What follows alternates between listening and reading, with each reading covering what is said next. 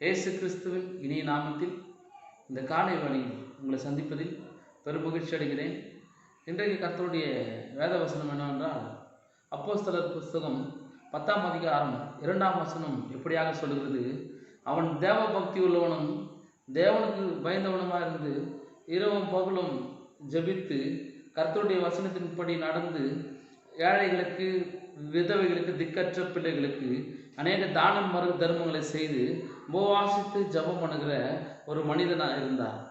அவர் யார் என்று வேதத்தில் பார்க்கும்போது கொர்நேலியு என்று வேதம் சொல்லுகிறது. அன்பான கர்த்தருடைய பிள்ளைகளே, அந்த கொர்நேலியுவினுடைய ஜபத்தை பார்த்து அவர் 100க்கு அதிபதியாக இருந்தார். இந்த உலகத்தில் இருக்கிற எல்லா சொத்துக்கும் அவர் அதிபதியாக இருந்தார். அவருடைய வசிக்கிற நாட்டில், வசிக்கிற வீட்டில் அவர் தளபதியாக வாழ்ந்து வந்தார். ஆனாலும் அவர் கர்த்தருக்கு பயந்து தேவ பக்தி உள்ளவனாக மாறி அநேக தான தர்மங்களை செய்து ஜனங்களுக்கு உபதேசங்களை பண்ணிக்கொண்டு தன் வீட்டார் அனைவரோடும் கூட ஜபித்து கொண்டிருந்தார் என்று வேதம் சொல்லுகிறது. அன்பான கர்த்தருடைய பிள்ளைகளே, இந்த உலகத்தில் எவ்வளோ பெரிய ஆளாக இருந்தாலும், எவ்வளோ பெரிய சொத்து பணம் படைத்தவர்களாக இருந்தாலும், கர்த்தருக்கு கீழ்ப்படிந்து தான தர்மங்களை செய்து நீங்கள் வாழும்போது கர்த்தர் உங்களை பரலோக ராஜ்யத்திலும் இந்த உலகத்தின் ராஜ்யத்திலும் உங்களை உண்மை உள்ளவர்களாக மாற்றி விரும்புகிறார். அதாவது இந்த உலகத்தில் சரீர தேவைகள் ஒரு பக்கம் இருக்க, ஆவிக்குரிய தேவைகள் ஒரு சில காரியங்கள் இருக்கும். இன்றைக்கு உள்ள மக்கள் சரீர தேவைகளை பார்த்து கொண்டிருக்கிறார்கள்.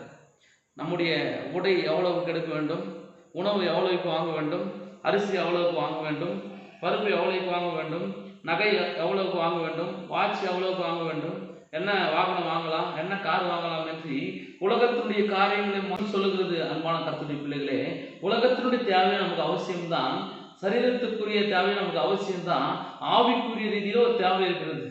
அந்த தேவை தான் உபவாசம், ஜபம், தான தர்மங்கள், கர்த்தருடைய சமூகத்தில் விழுந்து கிடப்பது, கர்த்தருடைய சமூகத்தில் அழுது தேவனத்தில் ஜெபிப்பது, சந்தோஷமாக தேவனத்தில் ஜெபம் பண்ணுவது, ஆண்டவரோடு கூட உறவாடுவது, வேதத்தை நேசிப்பது, பரிசுத்த ஆவியானவரை பெற்றுக்கொள்வது, ஆவியின் வரங்களை பெற்றுக்கொள்வது, அபிஷேகத்தின் வரங்களை பெற்றுக்கொள்வது என்று வேதம் சொல்லுவது. அன்பான கர்த்தருடைய பிள்ளைகளே, நான் எதற்காக உங்களுக்கு சொல்ல விரும்புகிறேன் என்றால், இந்த கொர்நேலியு எப்படிப்பட்ட வசதி உள்ளவர்களாக இருந்தாலும் தேவனுக்கு முன்பாக தாழ்வு உள்ளவர்களாக இருந்து தான தர்மங்களை செய்து அவருடைய ஜபம் கேட்கப்பட்டது என்று வேதம் சொல்கிறது.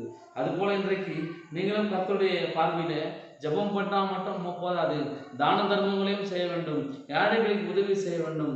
இந்த சிறியரில் ஏழைகள் எதை செய்தீர்களோ அதை எனக்கே செய்தீர்கள் என்று வேதம் சொல்கிறது. அன்பான கர்த்தருடைய பிள்ளைகளே, ஆகையினால நான் உங்களுக்காக ஜபிக்கிறேன். இந்த காலை வேளையில் ஆண்டவருடைய பிள்ளைகளாக இருக்கிற நீங்கள் பிறருக்கு உதவி செய்யுங்கள். தேவன் உங்களை 100 மடங்கு ஆசீர்வதிப்பார். ஜபிக்கலாமா? எங்களை அதிகமாக நேசிக்கிறதாங்க பரலோகத்துதான். இந்த வார்த்தையை கேட்கிறோம், பிள்ளைகள் வாழட்டும், ஆசீர்வதிக்கட்டும், செழிக்கட்டும், அல்லது தான தர்மங்கள் செய்யட்டும், அநேக குடும்பங்களுக்கு அனைவரே புரோஜனமாக இருக்கட்டும். ஒரு நாளைக்கு போல இவர்கள் வாழணும் உதவி செய்யும். இயேசு கிறிஸ்துவின் வளம் நாமத்தில் ஜபிக்கிறோம்.